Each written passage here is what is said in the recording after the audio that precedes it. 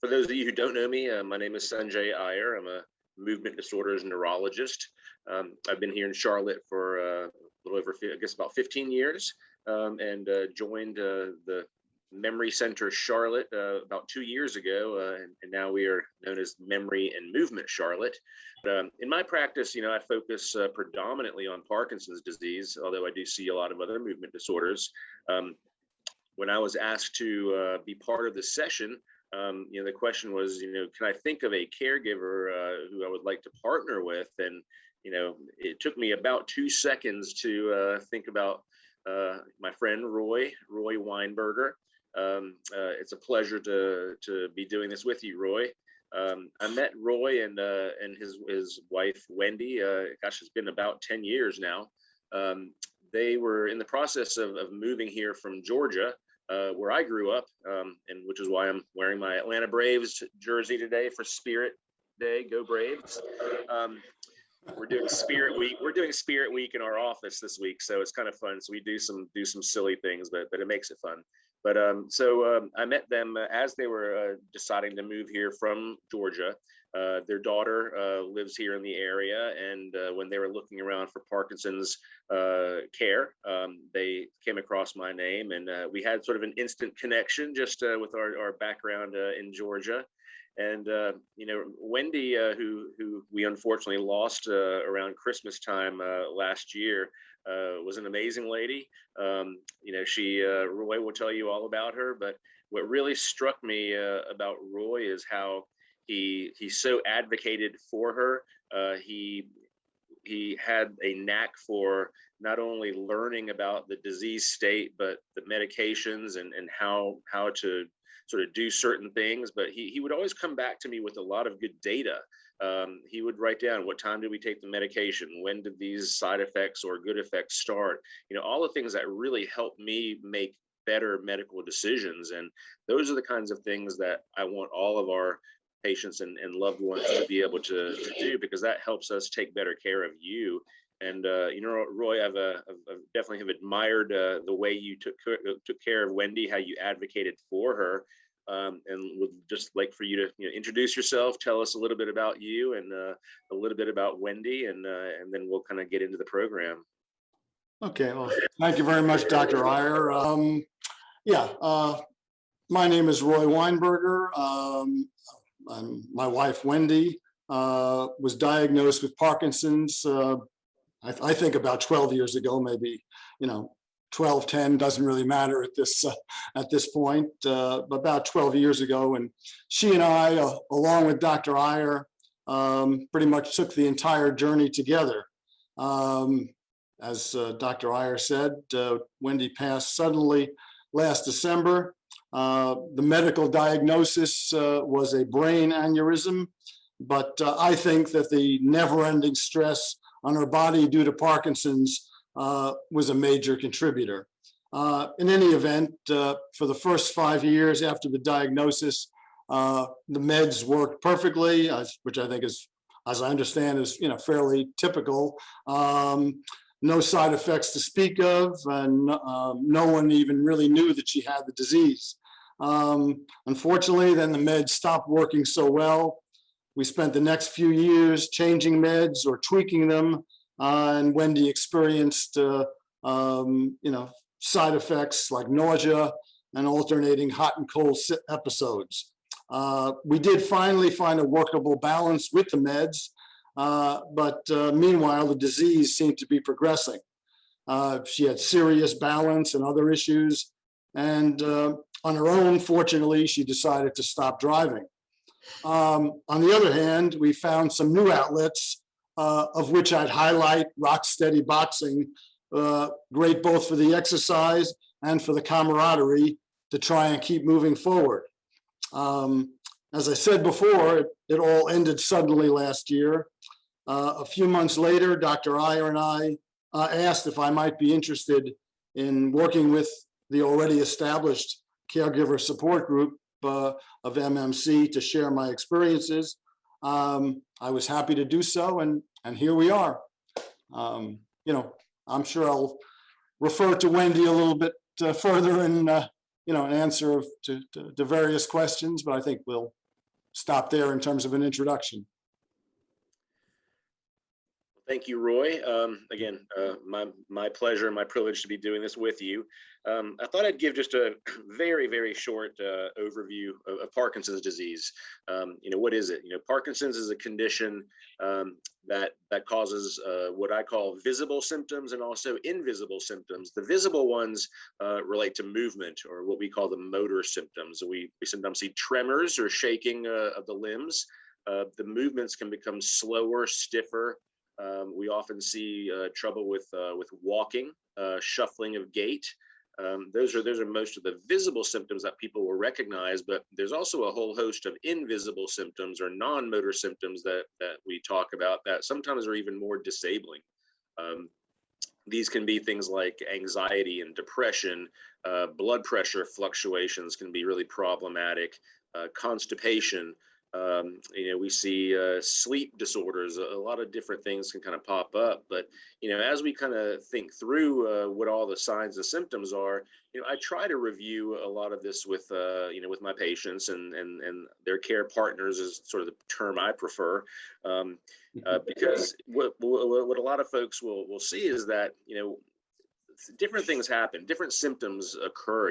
Is it the Parkinson's or is it something else? Is it the medication? Is it something else? And so I think just having a basic understanding of what the disease process is helps people, better communicate with me, because ultimately that's where the rubber meets the road. It's the communication between families and the providers. And if we're not speaking the same language, then it's hard to know what to do and hard to understand how to help.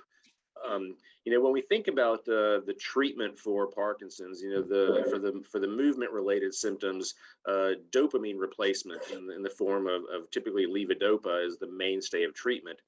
Dopamine is a chemical in the brain that modulates movement. It also controls all the other stuff we talked about. But when the dopamine gets low, that's kind of like draining the motor oil out of your car engine, and your movements get slow and choppy and sputtery. And so we try to replace it.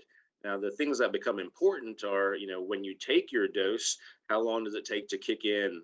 How long does that dose last? Most people can feel the medicine working, and when it's working, they're moving well. When it's not working, they're not moving well. And so understanding how long each dose lasts helps us understand when to dose it, how often to dose it, how much to give, and those types of things. Again, every patient is so different, and that's really important to know. I have folks who come to me all the time and my neighbor just started this medicine and they look great. Can I try that? And, we'll often talk about, well, your neighbor has a certain set of symptoms. I don't necessarily know what those are. In that situation, perhaps it's a good thing. In your situation, maybe it is, maybe it isn't. But just to understand, it's very different in everybody. And, what I always was amazed with was, how Roy would come back with such good information. And, early on, I don't know that we necessarily spent a lot of time, Roy, kind of talking about these things. No. But you were, I think from your background, your analytical mind, you somehow either had that inside of you or you realized you had to do something different to be able to communicate with me on a level that would help Wendy better. Do you want to talk a little bit about sort of, where that came from, what your approach was, what you were thinking? Okay, thank you again, Dr. Iyer. I appreciate your thinking that, I was good at doing this and that I was a successful advocate and caregiver. But honestly, even today, I feel guilt that I could have done things differently and better, especially, shown more patience and empathy. On the other hand, I think we can all agree that no one is really schooled to be an advocate for a loved one. It's really all on the job training. But full disclosure, this really wasn't my or our first rodeo, actually, because our son Blake, when he graduated from university, developed a serious colitis and actually required surgery and had a bad reaction to that surgery developed sepsis, and we almost lost him. He was in the ICU for several weeks, and actually he was in the hospital for just about 100 days. So that certainly required a tremendous amount of advocacy on both Wendy and my parts. Of course, advocating for him in a hospital setting, and advocating for Wendy, experiencing the Parkinson's as she did over a extended period of time, were very different experiences. So in thinking about it, I would say, at least in part, the ability of someone to be a successful advocate quickly or at all depends on how their prior personal and work experiences condition them. As you suggested, Dr. Iyer, I was and am a financial investment analyst. We're digging into problems, doing research, keeping detailed records, asking questions, and being willing to argue, for your point of view, are necessary attributes for success. So, maybe I have a bit of a leg up, for relative to many people in at least having some of the tools that are helpful, in doing this kind of thing. But, as you say, at the beginning, we had conversations, lengthy conversations about what could be done and what should be done. And, for the most part, again, for the first 5 or, even a little bit more than 5 years, everything worked well. So we didn't, need to get into in-depth what ifs type of a thing. And, of course, even during that time, we were hoping, for the the magic solution, but unfortunately, it never came for Wendy. I know there were some positive developments and treatments and whatever, but unfortunately, she always seemed to be the 1% that didn't react positively to new drugs. But we kept trying. You kept thinking out of the box, and we kept trying new things, and that's really made it all worthwhile. So I don't know that I can offer any more as to what why you perceived me as successful, or why I was. At the end of the day, it was what it was, and I brought the skills and the attitude that I had to the table, and I think the other, I guess, and just in terms of one specific thing, which again I certainly did not do in my business world, but I actually on a few occasions took videos with my smartphone, to show you how she was in fact reacting to different situations, different medicines, and so on. Because as we discussed before, she was at heart an actress. I mean, she could put on a show, and when we would come to your office, no matter how she was feeling, she really, she got up for it, and somehow there was a lilt to her step, or the way she expressed herself was not necessarily how she was as we were driving to your office, or as even as we were driving home. Although driving home, we always felt better having seen you, no matter what the situation was. We always felt it was good that we met with you and and had the conversation. So a picture says 1,000 words, right? And so I think that's a useful possibility for anybody that is having difficulty expressing what they're seeing themselves, is to take a short video to show what's going on. That's a great point. And in my world, movement, it's such a visual, and the videos are worth 1,000 words. And Wendy certainly had a unique spirit about her, and as Roy said, I mean, she would come to the office. She always had a smile on her face and a great story to tell me, and she was always up for the event. But the fact that Roy could bring some objective data, some videos to show me this is what she actually looks like when when she's at home, and these are the things that are happening. It really helped me understand not only what were the biggest challenges, but sort of when were they happening, and was this a medication side effect? Was this not enough medication? So those things are, I think, really helpful to have. Bring as much data as you can. A lot of folks will come in and they we'll sit down and we'll talk about what's been going on the last couple of months, and they say, oh gosh, I left the list at home, and but there were all these things I wanted to talk about. But I encourage people, make a list, take some videos, bring data, because data is actionable. That helps us make better decisions, and that's something that it was always helpful. I mean, as Roy mentioned, we tried some really outside the box sort of things, and I always had the disclaimer that, okay, this is going to sound a little bit crazy, but this is what I'm thinking we can try. And Roy would go home and read about, the crazy idea I would have, and he would send me his feedback and say, okay, I understand what you're getting at. Let's try it. And then I'll give you back some data. So I feel like we kind of established a good relationship that way to be able to communicate about what the expectations of a treatment were, and whether we were meeting them or not. And so I think that was definitely helpful. Now, I guess when we were talking a few weeks ago, Roy, we were having a conversation about some things that we might talk about tonight. You made a very interesting comment, and I was hoping you might sort of elaborate a bit. But you made the comment that that you felt some resistance to consider yourself a caregiver. I mean, I wonder if you might comment a bit about that. Sure.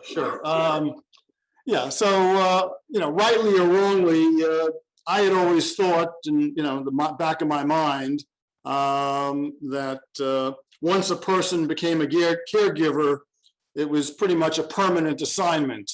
There was no going back from that situation. Again, that was just my thought going in, correct or incorrect.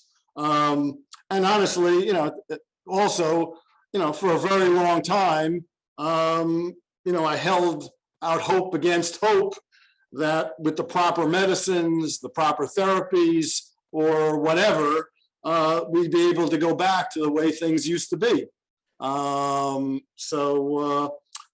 addition, I would just say that, Wendy herself fought very hard to remain independent. I mean, she did not want to, give up things that she felt she could do, no matter how hard they might have been for her.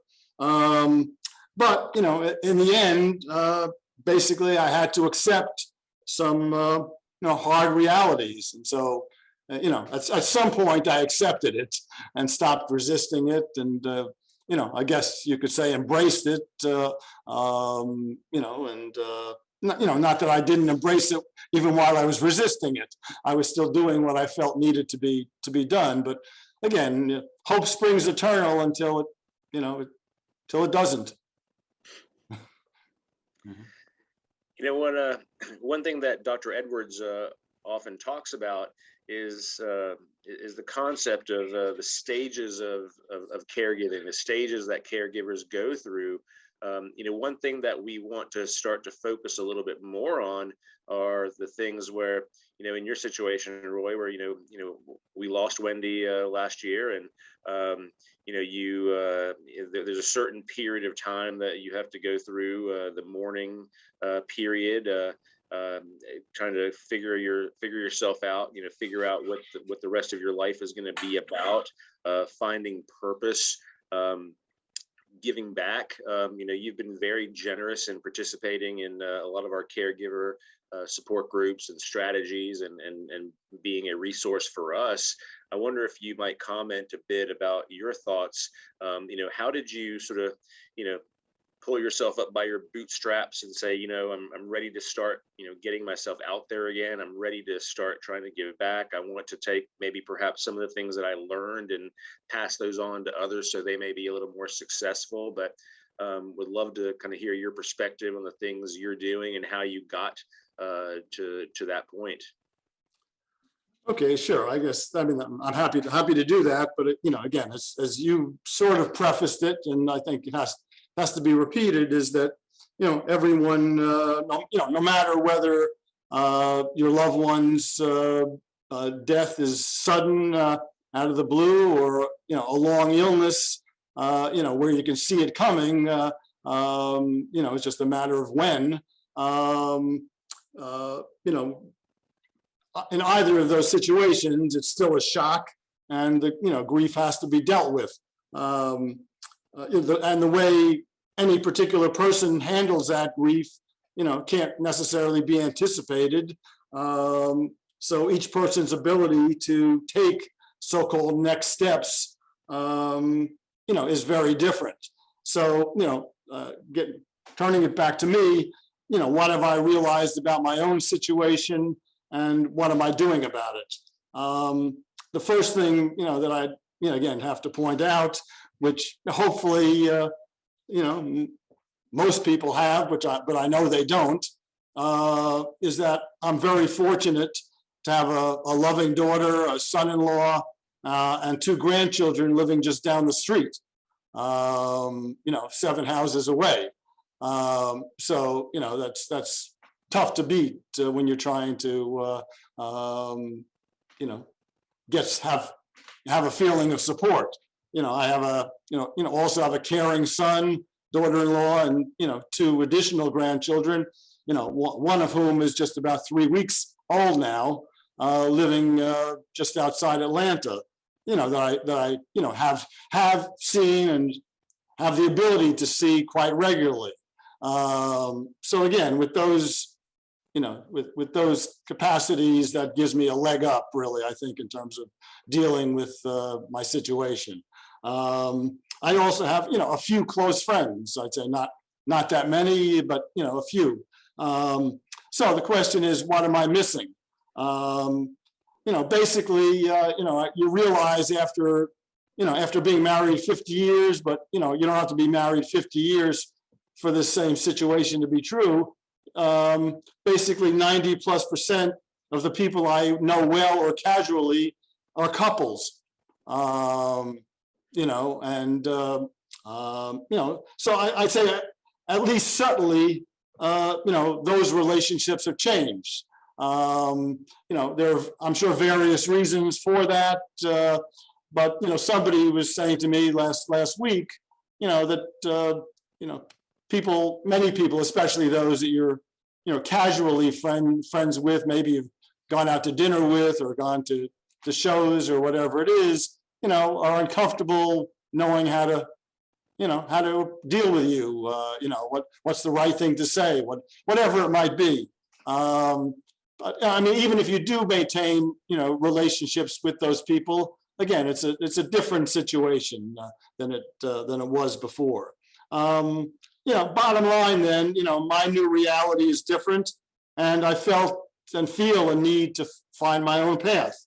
I think, as you can see from the discussion even so far, I'm not just somebody who sits back and lets things happen. I mean, I'm a go-getter or something, however you want to put it.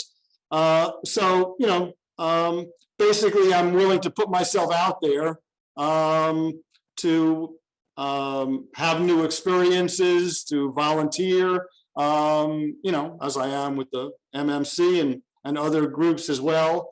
And in the process, to meet new people that hopefully have common interests, that I do. I find that easier.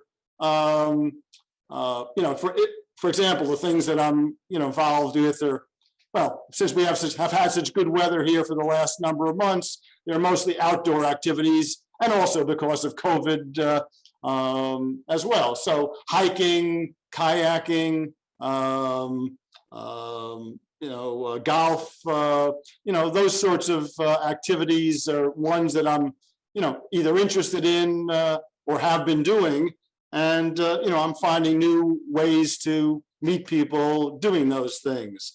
A few months ago, I came across something called meetup.com, which I had never heard of before, which is an app. Basically, it's comprised of different affinity groups that people organize on pretty much any subject you might think of.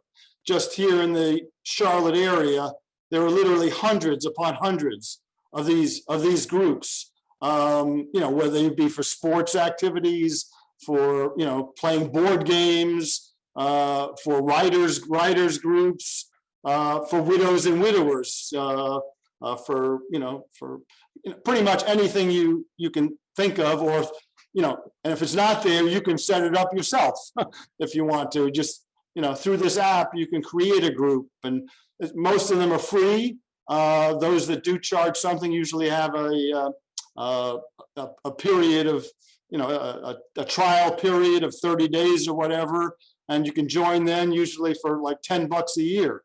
So it's really inconsequential. So you put yourself out there, you sign up for these events, and you go do them, and you meet people, and hopefully you make some connections, and so that's essentially what I've been doing for the most part.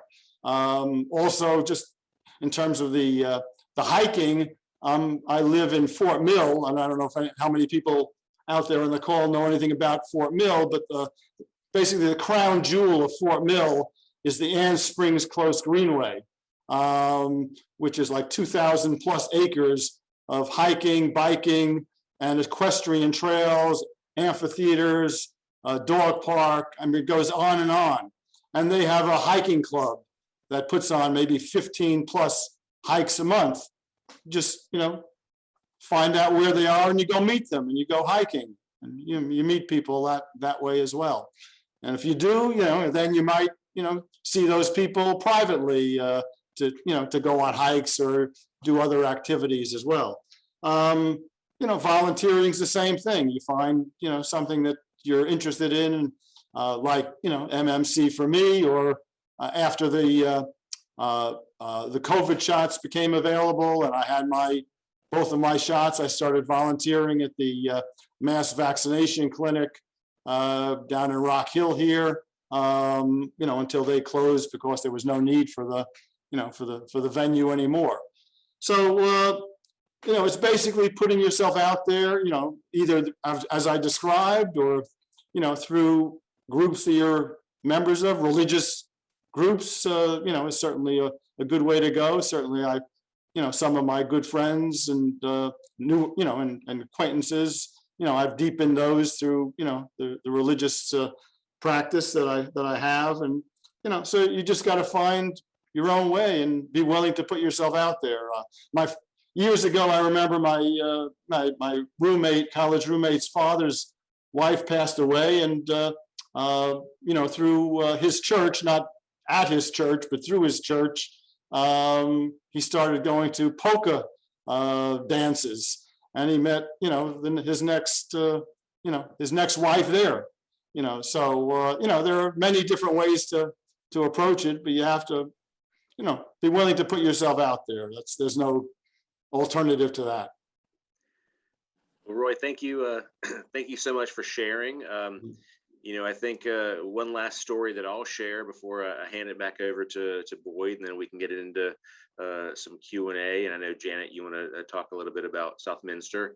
But during COVID, of course, our office shut down for, a period of time. And I remember communicating with Roy about some things that were going on, and Wendy was having these movements, and we're not sure. And it was just too hard to try to figure out over a virtual visit or even the telephone, or however we were trying to do it. And they were Roy and Wendy were kind enough to welcome me into their home. I stopped by and then made a house call, and got to see Wendy in her own environment. And again, she was showing me all the family pictures on the wall, and that was great to see. But one story that was shared with me, which maybe kind of solidified why I have so much respect for Roy, and maybe why this connection is so strong, is they were sharing how at one point Roy worked for the large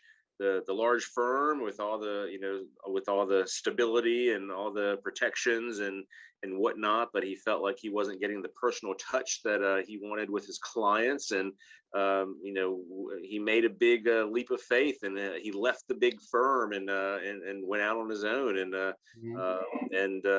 hearing that story is right around the time that I left the big, the big house, the big medical institution, and joined Dr. Edwards and Dr. Chaconis, in this small sort of a nonprofit outfit.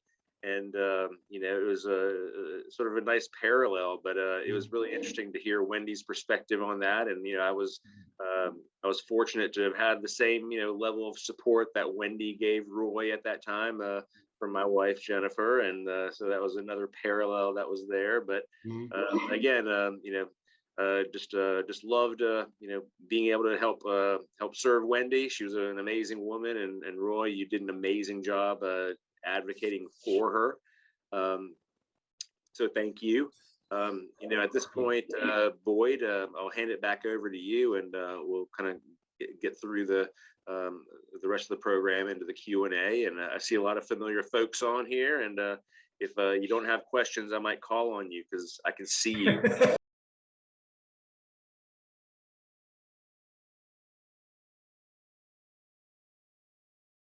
I mean, as I suggested my introduction, very fortunate to have family nearby and so on.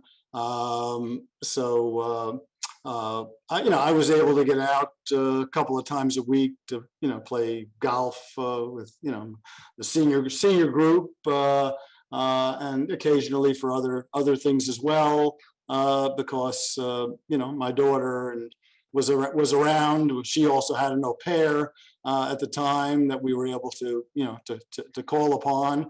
The other interesting thing that she did, this really, I think, speaks a lot really to Wendy as well as my daughter, and my, is that, a number of our friends here, really were and are my daughter's friends. I mean, they're, 20, 30 years younger than us. So they're, a somewhat different generation, but,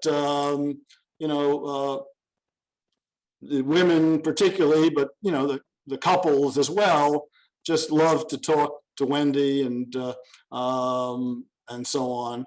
Whenever they saw her, we always attended the functions at Laura Bree's house and so on. So Laura Bree actually put out, what they use for the, the kind of the meal train kinds of things.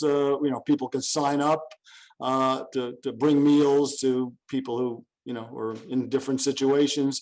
So she, basically set up a list, put up a list that people could sign up to come by for an hour or two, to just chat with Wendy. It wasn't, Wendy didn't view it in a negative way, which was fortunate. I mean, it wasn't, like people coming over to, to just, babysit her or anything like that. It was to come over and have a chat and a coffee and maybe, play a game or do a crossword puzzle or, do some some sewing together or whatever. So, that went on for a number of months, especially during, not during the worst of COVID, obviously, but, before we went into COVID and, as we were, things began to ease off, that took a lot of the pressure off me, very honestly. But again, I don't think most people would have, or I think many people, have the same thing in terms of, friends, family, other members of their churches or synagogues or whatever. People will be willing to do that sort of thing, but they don't know how to go about it themselves. So if somebody puts it together, it can be a nice support, can give the caregiver some time away, and that's really all you need. You need to be able to rejuvenate yourself, as you're kind of suggesting, and because otherwise it's a 24/7 kind of a thing. Thank Mark, you.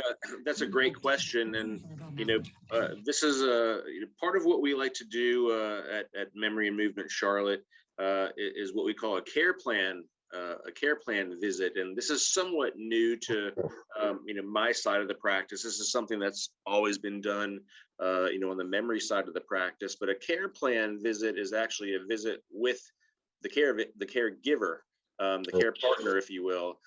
So the patient doesn't necessarily have to even be there. And that's a 1 hour visit. It can be done live or virtually, but it's a visit in which all of the different concerns of the caregiver are addressed, whether it ranges from safety issues, are there firearms in the house, is someone at risk for falling for different scams, are there, do we worry about leaving the stove on, those kinds of things. Have all the legal documents that need to be taken care of been done, whether it's living wills, power of attorneys, all those different things that we all have to think about, but also just addressing caregiver stress as a whole, identifying different resources, whether it's counselors, therapists, whatever it is. And so again, this is something that has been relatively new for my side of the practice since I've joined. But more and more, I've been referring, my care partners, if you will, for these visits. That can be very helpful. So again, something that we try to do, again, pay a lot of attention to the care partners, because as a few people on this call will attest to, when our caregivers get sick, we're in big trouble. We need to know what the plans are, what are the what's the crisis prevention plan, and that's something we want to be proactive about. So thanks for bringing that question up, Mark. As I was transitioning more and more to the caregiver role, taking charge of the medicine preparation and any number of other things. And Wendy was resisting. I mean, I always knew I was in trouble when in response to my request, that she do something, she would say, "Okay, boss," that was not a good sign. Anyway, I was getting some of that, more of that, and I didn't really see myself as able to change my approach. I mean, sometimes how you handle things is how you handle things, and your approach is the same every time, or seems. So we were having some tough moments, and I could definitely feel that there was some tension building, and I spoke to you, and you suggested that maybe a session or two with the then Dr. Shepard at your practice might be helpful. And she really gave some very good suggestions, which I'd like to share with people here, because I think it might be useful. The first thing I guess I should say is that while I went in there hoping that I might give a little, or adjust my approach a little, and she would adjust her expectations a little. Basically, it boiled down to me adjusting. There was, she did not hold up. Dr. Shepard did not hold out much hope that Wendy would give much at all. So so that realization was number one. But the point is that, and her main suggestion was, we need to find ways times during the day to get away from the patient-caregiver relationship and back to the husband-wife, best friend, lover relationship, and to find ways to do that. And so we talked through, various possibilities, go out for a walk, in good weather, have a picnic, look at photos. In our case, we were both in community theater, watch CDs of our performances, look at videos of our trips that we took, And actually, the most interesting one was to take some virtual tours. This was again during COVID, and I realized after doing some research that there were museums and other locales that you could visit virtually. So the most exotic one, if you will, was we took a virtual visit to Machu Picchu, and which was good at the time and also saved me a lot of money. So anyway, so I think everybody can, think about trying to find opportunities to get outside that and that patient caregiver situation, and just by doing that, I think it gives you a breath. You can take a breath while you're doing that, and even if you're not physically separate, it's a different dynamic in the situation, which is a much more comfortable one for everybody. And that's, I think, something everybody should pursue if they can. I had the same conversation, Roy, with the family today, where the spouse was, I could tell she was,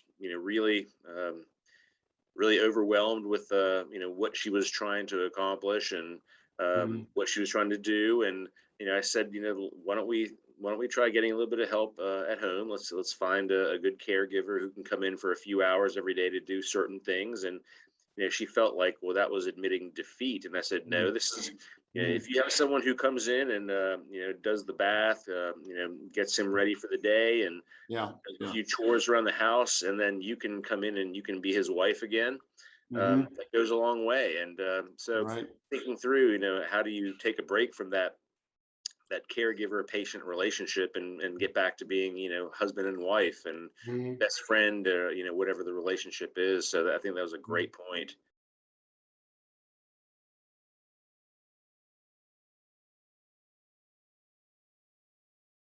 Let's say the honeymoon period, we're early on in the first, couple of years, really no matter, what medicine we try, it tends to work pretty well. The symptoms are mild, the medications work pretty well. After 5 to 7 years, so as the disease progresses, sometimes we see, fluctuations in the symptoms. Sometimes we see that the medications aren't working quite as well as they used to, and we have to adjust and do some different things. But it's not a hard and fast 5-year rule. It's just, at some point, as the disease progresses, there are fewer and fewer dopamine, neurons in the brain. That doesn't mean that we can't continue to help with different strategies, with different medicines, with adding higher doses, with changing what we're doing, with surgeries, with a lot of different things. So again, back to the original point of, when people can bring us data, here's what's happening when I take my medicine, this is what I notice that's good, this is what I notice that's bad, this is how long it lasts, this is how long it takes to kick in, those kinds of things. And we can, there's so many treatments available for Parkinson's that most of the, I would say even the general neurologists may not even know about, because there's such niche drugs. And folks who have to take care of people who've had strokes and seizures and Alzheimer's and ALS, and it's hard to keep up with everything. I mean, I'm fortunate because I can focus on Parkinson's, and I'm pretty simple-minded. If I had to take care of more than one problem, I don't know if I'd be good at it. But there's so many treatments available, and I look across the Zoom board here, and I see folks where they're rescue medicines, there are inhalers, injectables, there strips that melt under your tongue. There are just so many different treatments. So really, it's a matter of come to us with what those issues are. And more often than not, there is a solution. It's almost impossible to have an original problem at this point. We've seen it in somebody else and have learned from them. So it's not that it's a hard and fast 5-year rule. It's that, over time, things change. And we just have to know, how do we adjust and how do we come up with a different plan for what's in front of us. I might just have one more quick comment about medicines, which, is a problem, an issue for everybody. I mean, for Wendy, it was really, got to the point where it was very challenging to manage. I mean, I mean, she was taking, around 50 pills a day. It's hard for me to even say it, to be honest with you.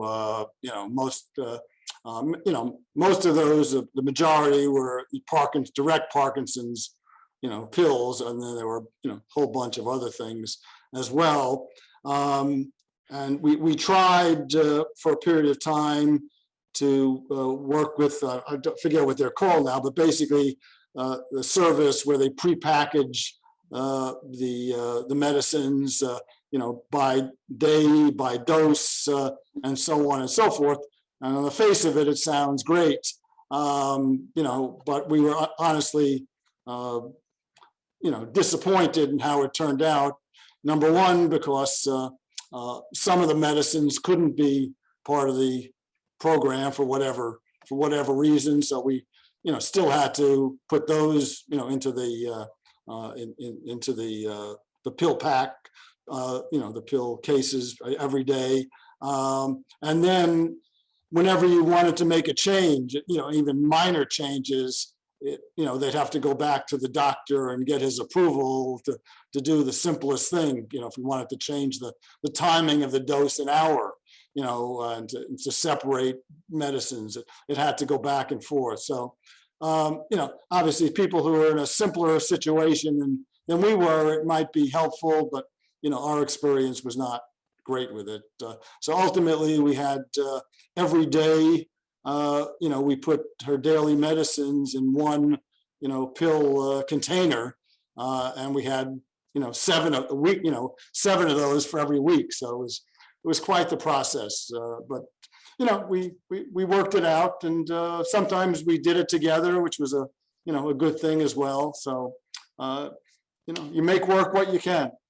I did want to just thank Southminster, of course, well-known long-term care community who in the area, Charlotte area, also has a very highly regarded home care company, and they have generously offered to be our sponsor for the sessions this year so far. And Thomas Brewer, who is Director of Development, was not able to be with us tonight, but will be on future sessions. But I just wanted to thank them again for their support. They are an absolute tremendous community partner, not only to Memory Movement Charlotte, but to many, many nonprofits in the Charlotte community. So thank you, Southminster.